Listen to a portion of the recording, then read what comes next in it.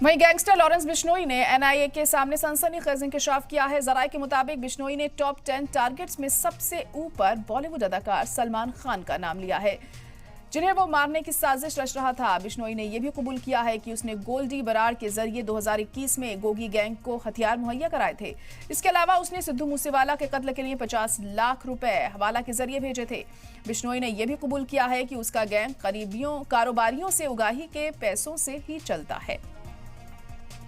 तो बड़ा खुलासा यहां पर किया है लॉरेंस बिश्नोई ने, और टॉप 10 टारगेट्स में सबसे ऊपर सलमान खान का नाम बताया है लॉरेंस बिश्नोई ने। उसने गोल्डी बराड़ के जरिए 2021 में गोगी गैंग को हथियार मुहैया कराने की बात भी कही। इसके अलावा उसने सिद्धू मूसेवाला के कत्ल के लिए 50 लाख रुपए हवाला के जरिए भेजे थे, ये भी कहा।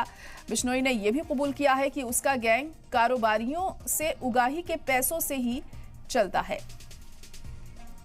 तो एनआईए के सामने ये बड़ा इंकशाफ लॉरेंस बिश्नोई ने कहा है और सलमान खान को टॉप 10 टारगेट्स में सबसे ऊपर बताया है।